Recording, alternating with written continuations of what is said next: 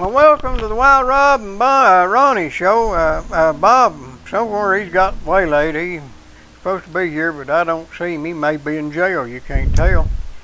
But I've got Mr. R.L. Henson here, and he knows a whole lot about most things and a little bit about everything. So I'm just going to let him do the talking. And a whole lot about nothing. I just had I'm always thinking things I shouldn't. Maybe we could get us a Bob mannequin. We could. We used to have this rubber chicken. He called it his poly chicken. I still got that somewhere. We could get that chicken and bring it and leave Bob at home. Yeah, I can understand Bob's running a business, or the business runs him and whatever. So well, he may be jammed up in traffic down yonder. I tell you, traffic is unbelievable. They had some kind of a collision down there around Woodson's and had the fire truck from downtown down there and the fire truck from here up yonder, so they may be crossed up and he can't get here. It's hard to tell, but he asked me if we were going to do this today, and I said if we could get enough input here to do it, and evidently we're going to have to do it with what we've got here. We can't get him. You know, there's as much emergency traffic as there is runs on this road. Maybe we ought to put in an emergency, just a road for emergency traffic. Don't you think that the money we spend on this foolishness of putting up ours out in the country and all that stuff, don't you think that would have been better spent just to put a bridge here somewhere so we could get across the railroad tracks? Well, that would be good. If we could bypass that one section right down there, that would give us an alternate route through this area right here. And that's only not, I mean, you can come down old 25 to right over here, and then you got to get on the 4-lane, and then you're stuck on it till you get across the railroad track down there. Okay. So if we had some way to get from here across the road. Yeah. Yeah, what do you want? You going home? I got some bread and stuff in your car. Take it in the house. Okay. See you. That's my young'un. He's going home.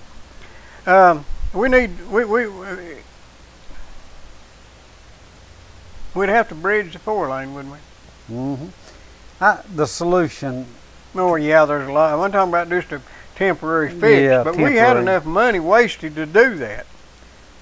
I've been hearing a few smidgens about how everything is wasted, and something about state officials or state employees going to Disney World, and I think spending somewhere around $250,000 and things like that. And I've got any more that don't much give a hoot. I don't either. It don't matter. It don't matter what we do or what we say out here. We're not going to change it. You had better be grabbing your security and putting it back and fixing it so you can survive and let the world go to hell, because it's going to go without your help anyway. I heard made mention that they're going to raise our property tax at least 50 cents on the dollar, on the 100. 50 cents on the 100. What is it now, $2? I don't really know anymore. I was figuring about a, what was it, 30% raise or something? Yeah, somewhere there. It's quite an increase, and I heard it made mention that the teachers haven't had a raise and whatever else. People out here in business, they're not getting a raise either. Now, the property owners have not ever had a raise. No. Anytime you give a government official a raise, the taxpayer takes a cut. And in this case, the property owner takes a cut. There's people that don't own property don't care, and they still vote. The people that are over a certain age and don't own any property except their houses can get, they can avoid the increase. So they don't really. Yeah, if your income, your gross income, well, you probably figure if you're over 65. Yeah. And now, whenever they say gross and net, I'm thinking that would be one and the same. If you're retired and you don't have income coming in, but if you have less than $27,000, and I'm thinking that's a couple, not a single. I believe. I haven't dug into that part of it. And that's still over $1,000 a month. Yeah, per person. Per person. Then you will be entitled to this discount. Well, them people don't have any incentive to buck, and they're also too aggravated and wore out trying to make any changes if they ever did get involved. That they don't care anymore either. So they just keep doing it, and we waste. We pour sand in the lake. We buy things to grade the parking lot down at down at Jacksburg. Yeah, we do that when we've got a road department that ought to be responsible for taking care of at least the county parking lot. But no, we don't question stuff like that because they know more than us, and they're our betters. So we just have to live with what we got. Well, there was a survey run, and I've made mention of this before, and I believe it's up in the 40+% of those surveyed would have no objection to this country becoming totally socialist. And they're the ones that are freeloading now. Well, they don't have any idea what they're talking about. No. The private enterprise is what's built this country, and capitalism. People haven't. I know capitalism is a cruel way of economics. I don't agree. Well, I think it's the most humane method. Well, what I'm saying is it's a dog-eat-dog world. It's competition. It absolutely in capitalism. It's not like getting something free, and those who participate. The free part sounds good, but where they get the money is they steal it. That's the only way you get free money is to steal it from somebody. But in capitalism, you have to get out there and earn it. You have to get out there and be smarter, stay longer, or whatever else, because if you've got the competition and everything else. And that's why I say that it's cruel to the person who's out there trying to get ahead, but to the person who is sitting back and not participate in being handled the socialistic end of it, it's pretty good for them. Well, yeah, you can. When you rob Peter to pay Paul, you can always count on the support of Paul. But Peter out there, if there's 15 of them, they're fighting each other trying to survive in competition. Well, here's the thing about it. Right now. And then in that, it's only going to be the ones survive who are paying the bills. Well, the one who are efficient enough. Yeah. In the capitalistic system that's going to survive. And I don't like to count on luck, but I think there's a little luck involved in it too. Maybe not much, but it boils down to you got to know what you're doing. You just have to play your luck one way or the other. But now here's what gets me. We want this safety net for hungry children and all that, and who can argue against that? But the fact is, we have such a government structured in such a way now that I don't worry too much about hungry kids. If there are hungry kids out there, they ain't nothing anybody can do about it because the food's available. And it's just like when I go, this is the worst in the world around Thanksgiving, Christmas, and that time. There's somebody, every time you go to a grocery store, they want you to give $1 or $5 or something to feed the hungry. Well, that sounds good, and I would feel really bad thinking there's somebody starving. But the fact of the matter is that it makes me mad anymore. I'm not a greedy person, but I don't feel at all generous when they want me to give them $1 or $5 because I know that the person in front of me, there's a pretty good possibility that I help pay for his food anyway. And if you are hungry in this area right here, I can't speak for New York City and Chicago and Detroit, although I've got a pretty good idea. If you're hungry in this area right here, you're either mentally challenged or too lazy to eat because it's there and it's free. And right now I've got tomatoes. My farm is in buckets, and I've got more tomatoes than I could eat. And if I thought somebody's hungry, I'd give them every one of them. Well, you can't live on tomatoes, no, but you can throw that in and a head of cabbage and a couple of taters and make a pretty decent soup. Well, my wife has been putting up stuff Mm-hmm. for the last week or two. Yeah. And the other night, I assisted in breaking beans. Yep. And whatever else. That's after I went home. My mother done that every year. We had stuff to throw away because we couldn't eat all of it. And I used to do it back when there was somebody home besides me. Now I don't go overboard on stuff because it don't make sense. I can just eat so much. That's right. But I just raise the stuff that I enjoy. I raise pepper, sweet pepper. I raise tomatoes, and I raise cucumbers. And that's about all that I need out of a garden. It's not sensible for me to raise beans anymore because green beans are good, but I can go buy a few green beans and I can buy already, dry beans or canned beans are just cheap. You can't afford to raise them. Yeah. But I don't eat a lot of T-bone. T-bone, what's that? You know what I mean? No, what is it? Well, that's something that you don't have to have. It's nice to have. You talking about store-bought food? But that's got nothing to do with hungry. That's got to do with living high. The situation that I'm seeing now, and it's been this way for a little while, we used to donate to untold things.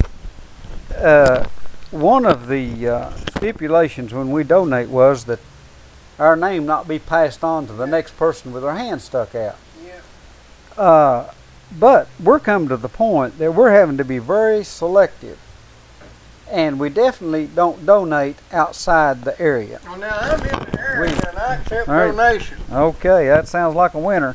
But you know who your friends are when you're hungry. If it comes down to, if you can't put fuel in the tank and tires on the junk, you're not going to be able to donate no how. That's right. And with what the government's doing, it's kind of like, let me put it this way. One time, a fella called me from Anderson County, and he gave me this big string of what his rank was with the Highway Patrol, and I don't know what all. Yeah. And he asked us about donating. I said, oh, yeah. I said, I donate quite a bit. I said, as a matter of fact, I said, I believe I donated $1,000 and some to Anderson County here about 2 weeks ago. Mm-hmm.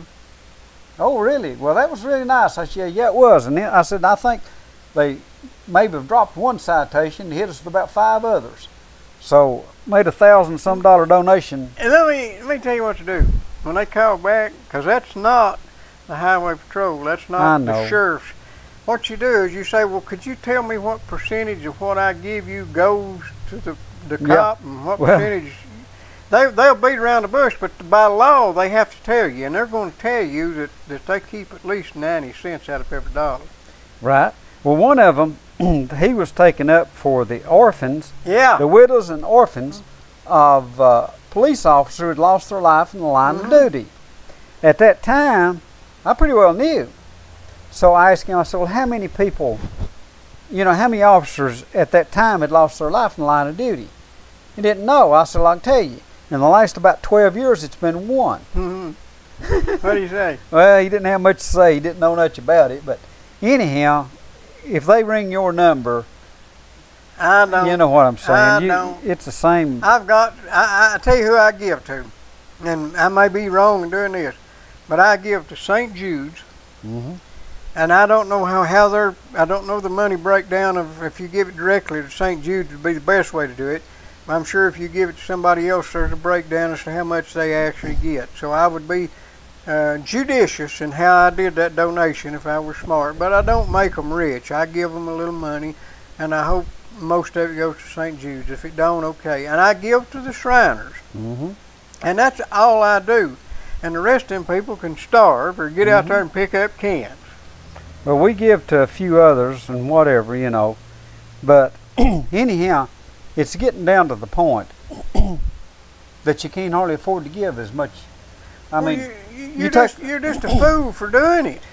If you look at the cost of doing business anymore, and it boils back down to what you're talking about, if you got anything to whatever, you need to be taking care of your own people. Yeah, and they talk about giving back. Yeah. Back don't mean nothing. I worked for what I got. You did too. Oh, Lord. If back had been in there, they ought to have made me a business loan years ago. I'd probably be about a lot richer now than I am. Of course, I ain't rich. I mean, I'd probably have something instead of being broke. But I wasn't nobody out there offering nothing free. whenever you're low, they kick you. When you start up, they look for a way to kick your feet out from under you. And if you ever make it, they look for some way to cut you down. I've been there. I know what you're talking about. The American dream. I remember some fellers used to have a couple of trucks, and they got on the wrong side of certain people one time and really got in a squeeze, and ended up they could buy them people now. I don't know who you know who I'm talking about, but well, some people.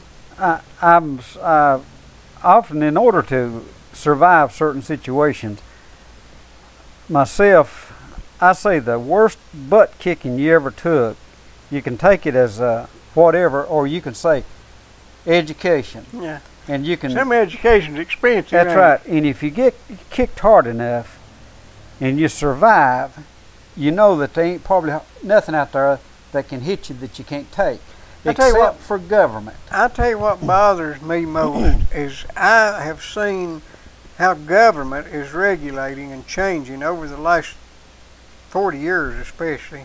I've seen the changes made, and I know that I can't reverse them. I know that this was a better place 40 years ago than it is now. We have so many regulations, it's so hard to survive, and they're taking rights away from me and you and everybody else in order to do that, and they've done it so gradually and so subtly and so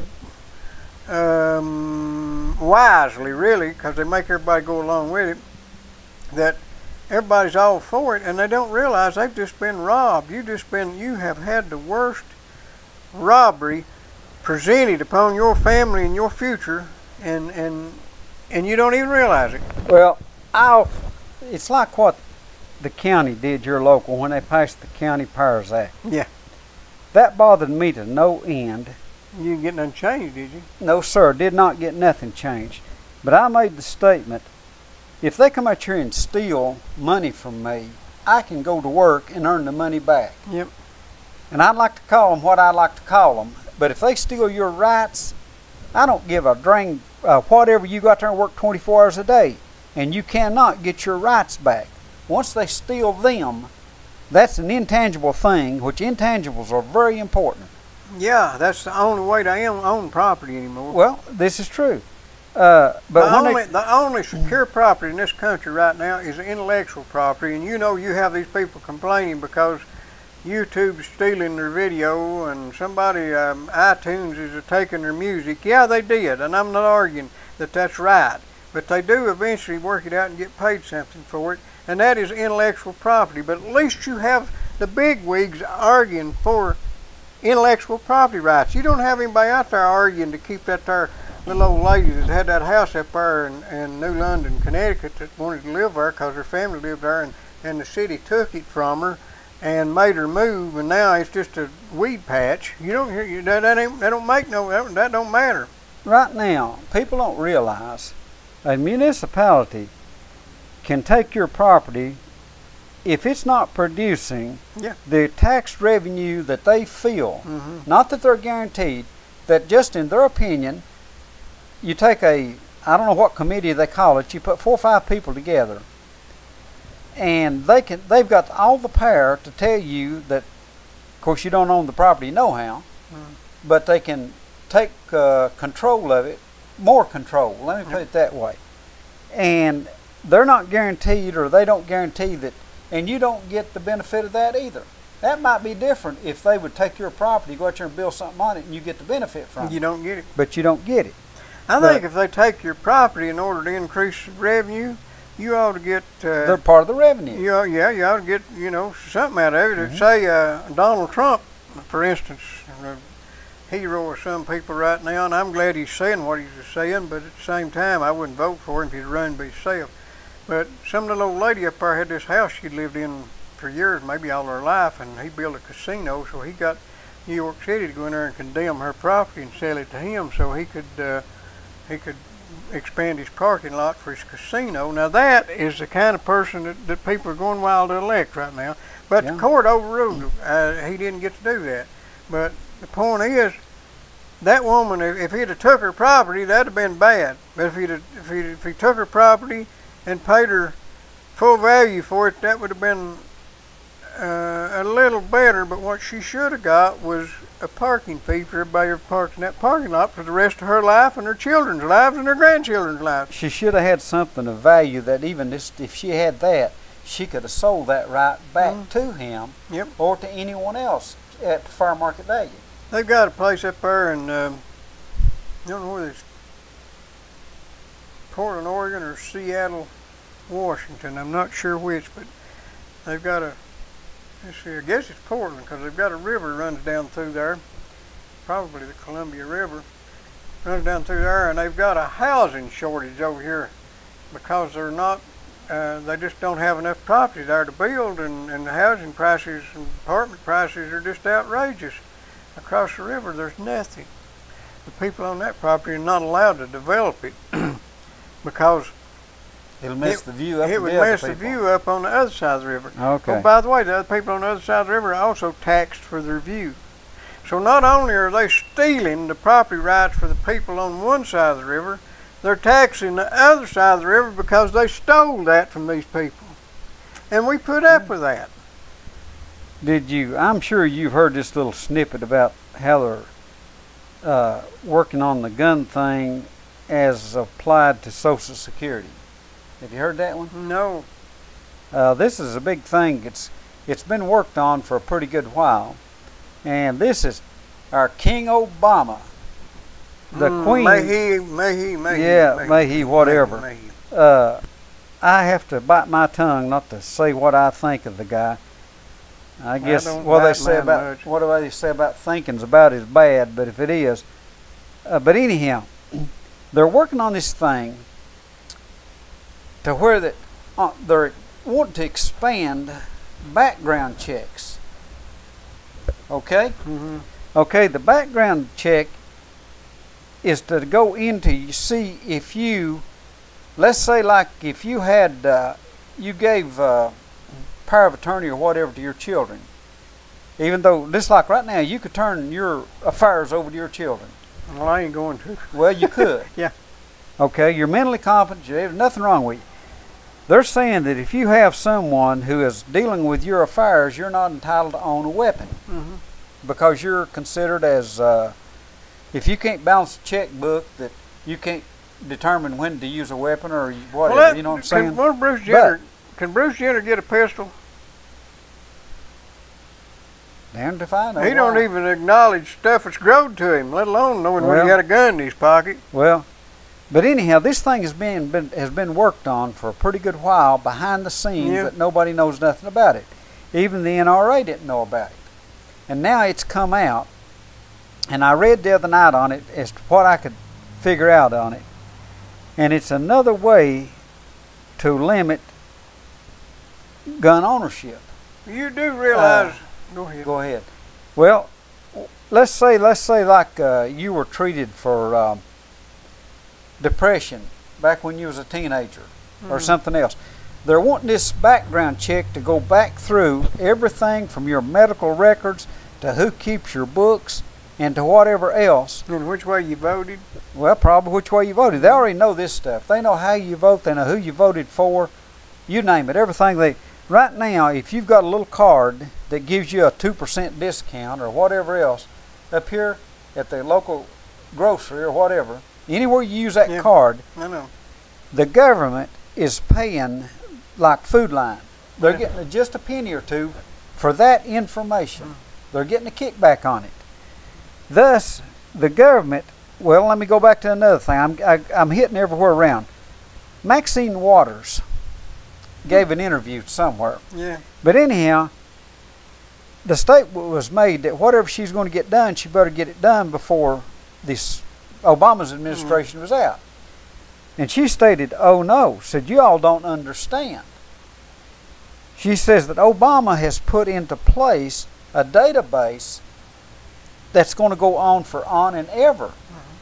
That they know everything that you do. I don't care if it's what kind of toilet paper you use. If you buy it with that card, or if you use that little card to get that 1% discount or whatever it is they give them, they know everything about what you do.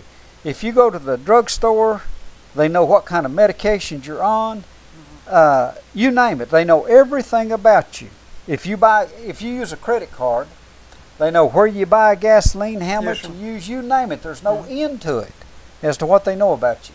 Now, if you're buying medication or if you're on some sort of prescription for depression, you'll not get a weapon.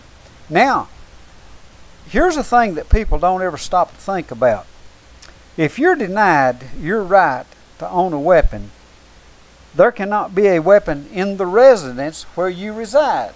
If you live with if your parents or you name it, whoever lives in that residence, it does away with everybody's right in that residence to own a weapon. I'd like to welcome a new guest or a new commenter to our miniature. Well, I want to say this.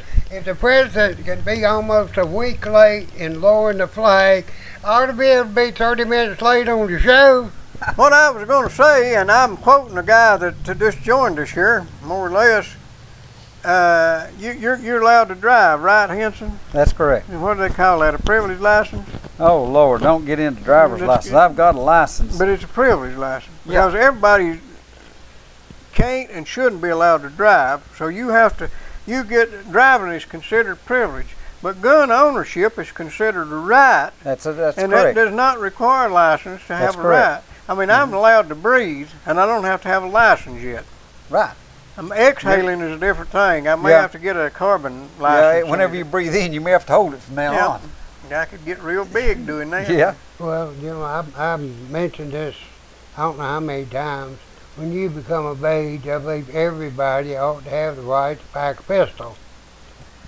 That unless you do the have that government right. can prove you shouldn't, and the onus is on them. You shouldn't have to. You should not have to prove you're capable of owning an arm or bearing arms. They need to be able to prove that you shouldn't be able to bear arms. And did you see where they are trying to formulate some policy for disabled people where they cannot bear arms or have guns? What we talking about? Is that what you're talking about? Yeah, that's what we was discussing. Yeah, who else needs them more than an invalid or something in his home with no protection, expecting to call 911, where he'll get bottle care there a whole lot quicker than he would the police department. We have, well, just remember that when seconds count, the cops are only minutes away. Yeah. Did you notice that we're real efficient? Most of our staff had a wreck down here, so they sent a fire truck down there and had something uptown, so they sent this up there. Then they send the other one up the other way? Yeah. Well, you know why, don't you? They just about crossed. You know why? Why? The more miles they can build up and the more calls that they can say they have responded to, and the more property they say they saved, they saved all these cars that had those wrecks down here. You know, if it was a $20,000 automobile, they saved it from burning up. Even though it wasn't on fire. Yeah, it wasn't on fire close by. Yeah, it wasn't on fire. They still saved it from burning up. We need to set more houses on fire. Right, then the next time it comes up to city council, look at the property we have saved. Yeah. We had a truck wreck and tied up the interstate for about, I'm going to say about 15 or 16 hours. Rescue squads, all these people came in, everybody whatever, and the rescue squad brought coffee to people and some of them little burgers. And I said, boy, it sure is nice of you all. You know what you're doing. One of the guys, I happened to know him. He said, well, so I'll tell you what. He said, you see all these truck rescue units sitting here?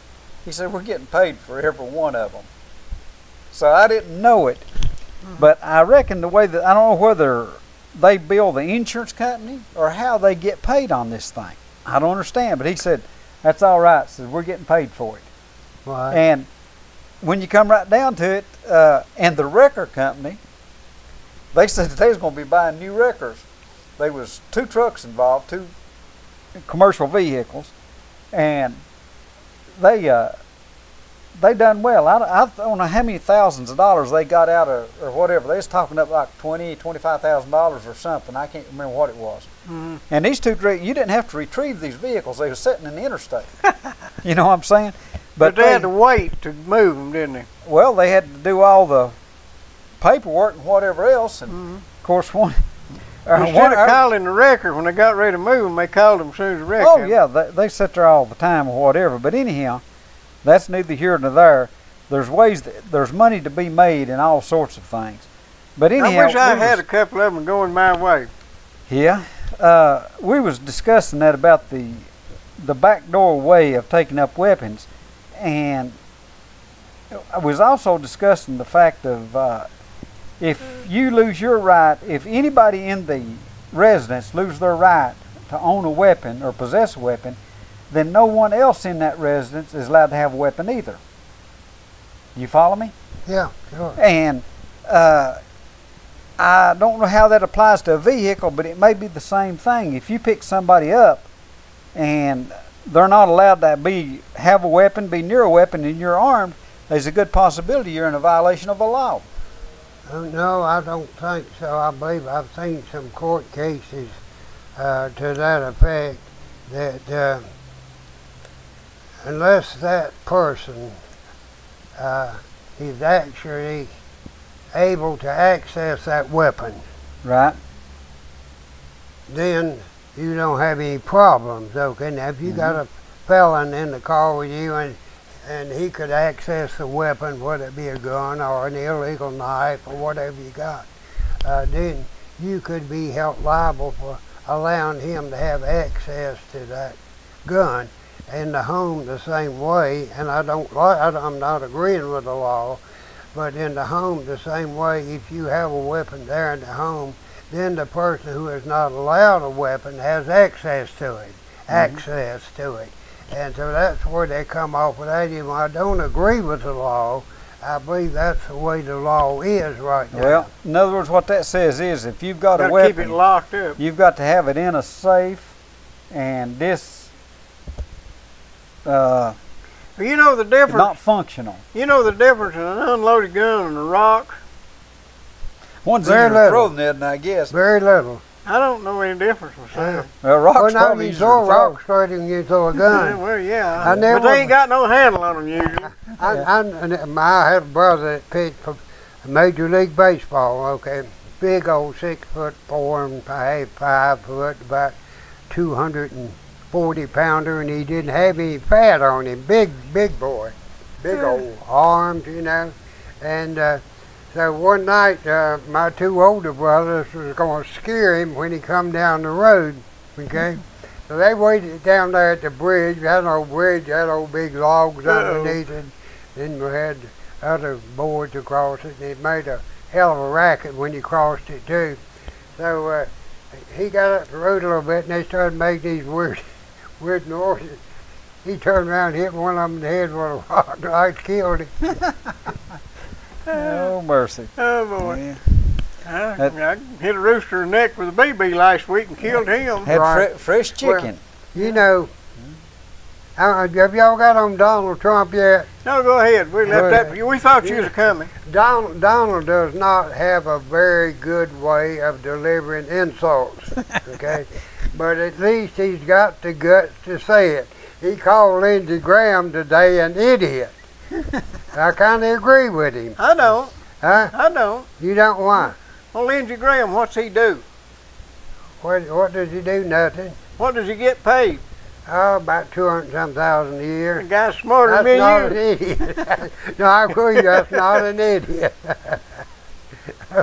But he did. He called Lindsey Graham an idiot. He said John McCain, you know, that he didn't consider him a hero because he got caught, that he liked soldiers that didn't get caught, you know. Well, there's a little more to that. I don't like Donald Trump, and I won't vote for Donald Trump, but I'm glad he's stirring him up. I am too, you know. On John McCain, you need to come at it some different way, but you need to tell him he needs to retire. He is passe, he is over and done. He needs to run as a Democrat if he's going to govern as a Democrat. Right. Something ain't right about John McCain. I don't know what it is, Well, but let me something. tell you, when you know, the congressmen represent the people, senators represent the state. Yeah. Okay. When Obama and the federal government jumped on Arizona, where was John McCain to come to the defense of Arizona? He was nowhere when they tried to enforce the border laws of the border, the laws that were already on the books. Yeah. Where was he? Silent, absolutely silent. If I were the people of Arizona, I'd take a stick and run him plumb across the border into Mexico. Do you remember when he was running against Obama and they had that there financial meltdown? Yeah. And McCain suspended his campaign and went to Washington to get stuff done. Right. And he got up there. I mean, he was all fired up. He was gonna go up there and he's gonna show him how to straighten that up. So he blasted off, and when he got to Washington, he sat there on one side of the table and didn't say a word. And Obama, he lectured him and everything, and McCain just sat there.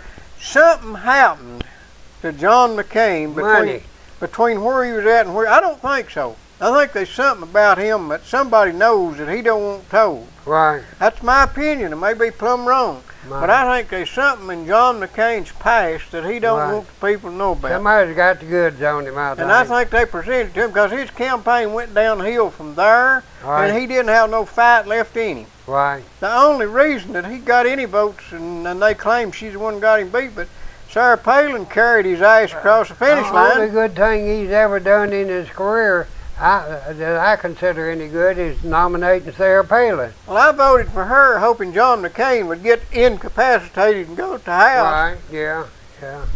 That's very, very true. But John is passe. He needs to leave and be gone. So does Harry Reid. So does Nancy Pelosi. So is all the, you know, when you say things about John McCain and Lindsey Graham, they're the ones that have us in all this mess. Yeah. Yeah, the Lindsey Grahams, the John McCains, the Boehner or Bonehead or whatever his name is. These people have been there for half their lives and they're going to straighten things out. Where have they been the other half of their lives? Right, yeah. You know, they need to just wipe the slate clean. Every one of them need to be kicked out. Let's get us a new bunch of idiots in there. Well, we done that locally, and that didn't work out real good either. Let me tell you what we done. Me and Henson had a discussion before you got here, and we decided that if you got here late, we was going to let you do the commercials, so we saved them for you. Look, I don't know but 3 people to do commercials for. That's only 3 and I get them mixed up with the county mayor's office, you know. So, but I was up at one of our sponsors today by the name of Napa.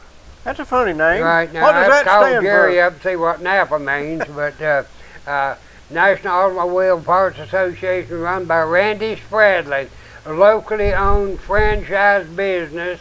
I went in, Randy, you know, business is bad everything, everywhere, and I told him this today. I said, Randy, I said, you know, the great thing about Obama's recovery that he has engineered in this country. He says, what's that? I said, he has disguised it as a recession. I said, now, the only good thing about that, and I was pointing at Randy, I said, it has put a lot of good men back to work. So Randy's having to work a little harder now because, and that's admirable. When the going gets tough, the tough gets going. So you're going up to Napa, you tell him what he wants. If he ain't got it, he'll have it here. If it's before 10 o'clock in the morning, he'll have it here by 12 o'clock. And if it's after 12, he'll have it here for you the next morning. That's Napa, located across from IGA on the 4-lane. You can call them at 562-2529, unless you want somebody to order the parts for you. Is your business up or down? About the same. Now, well, we was poured out by you about know, I 10 come o'clock right this morning. by one of the truly, I guess, success stories as far as building a business. No incubator money, none of this jazz that they come out with nowadays to entice people to go into business. And that's called Wilson's Gas down in Sawmill Hollow. Right in the middle of the road? Come by there every morning. He's open, you know, if the sun comes up and it's within his time to operate, he's going to be there. And he's got some of the best propane you'll ever get, because you get more of it in your tank than you do anywhere else that I've ever been. Yeah, Digger's propane don't even stink. Said that right. I've kidded with you many times that he gets up there and stomps it in with his feet if he can't get it in there no other way. But literally, he makes sure your tank is full when you leave there. And anybody that gets their propane from Digger Wilson will tell you it will last longer than those you get from the Blue Mongoose or whatever that is you get them from. But you can reach him down at Sawmill Holler, right where the road splits, or you can call him at 562-5444. 562-5444? Right, 5444. That's Wilson's 5444. propane. And if you can get around all of the congestion that the city causes, if there's an accident, if you were to have a medical emergency right while the entire fire department is out putting out the fire in a radiator. That happens a lot. Yeah, that Smoke happens goes a lot. away in a Them hurry. radiator fires, man, they really get the fire trucks out there. I came by the other day. There was 3 fire trucks there, an ambulance, 2 highway patrolmen, 2 city policemen, and a county sheriff, and probably somebody else there. And all of them were blocking the road. So, but if you can get by that impasse, and you have called 562-9370, you will see Vital Care coming down the road to pick you up. And they'll pick you up with tender, loving care. That's TLC, and they'll be right on the spot when you need them. Only company privately owned ambulance service in this area. Don't know why in the world the city won't call them any business, but the only private ambulance service in this area, and they're the only ones that have a mobile ventilator. So if you need, if you need to be ventilated in that way, now there's a few people Bob got a mobile ventilator. He dropped it in the floor over here one time. A few people I would like to ventilate, but it's not with a ventilator. Okay. It's more or less like, well, 38, but you can call Vital Care, locally owned, 40-some years experience, up-to-date equipment, modern facilities. Just call them 562-9370 or call 911 and tell them you need Vital Care to provide your medical transportation. This has been a paid commercial announcement, and we want to thank all those payers. Right. Well, now, the reason I asked you about how your business was, I found that a pretty good predictor of business activity and people doing stuff is gas prices, and that's directly related to the people who are out playing on the lake. And the lake is the busiest this year that it's been in years. So I see an upturn in the economy, and I suspect that they're pumping this up for the next election, getting another Democrat in. Yeah. The real world, you can't go by all the numbers and stuff because you're not being told the truth. That's right. The thing is being pumped up. There's been so much money pumped into this economy that we can't even comprehend the numbers. You just can't believe how much money that they used in that stimulus. It accounted to... Oh, it's billions, or trillions. Yeah, up in the $4 trillions. trillion, I think. Yeah. Let's see, I've got some information on that somewhere. If you pump that much into an economy, of course, I don't know. It just you talking about what Obama pumped into it? Yeah, and well, I think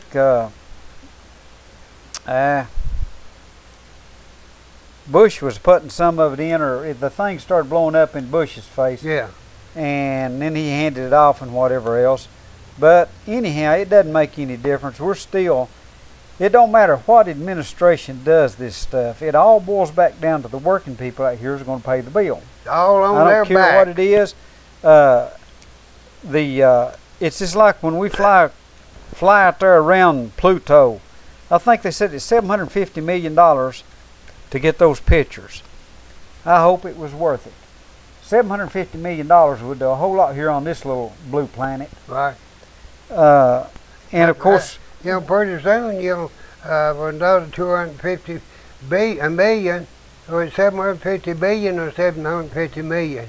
well, I believe it was 750 million. Now I might be wrong, right. but I believe it was 750 million well, for a few pictures. More million, they'd had a billion. But it probably run a whole lot more, because for the last 9.5 years, you've had a crew of people sitting and watching this thing.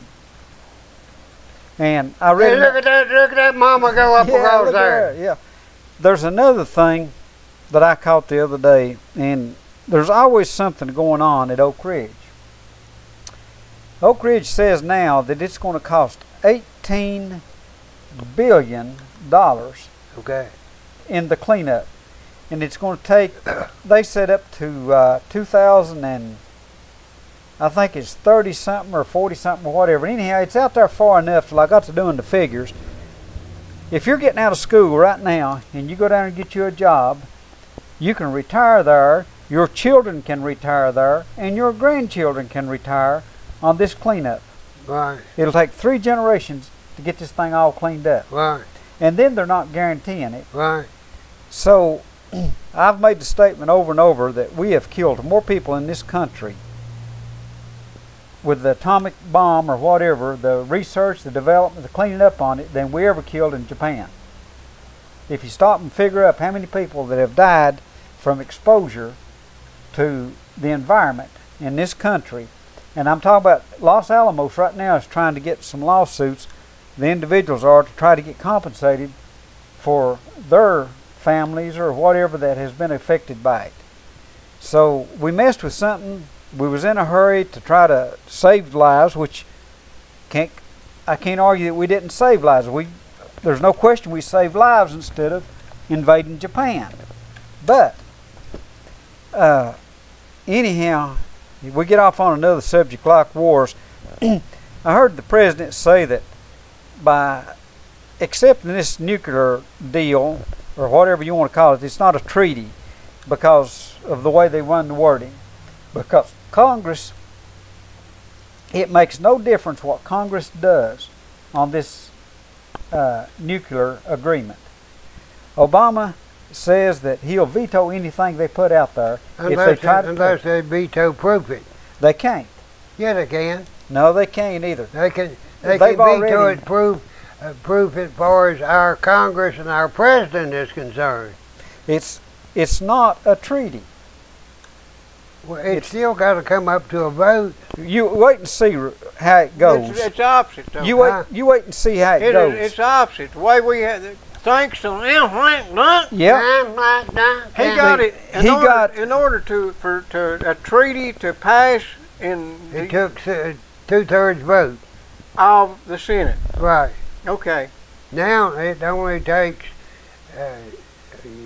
if you get 51, isn't a third. No, it takes 2/3 to disapprove it. Right. Yeah. Oh, okay.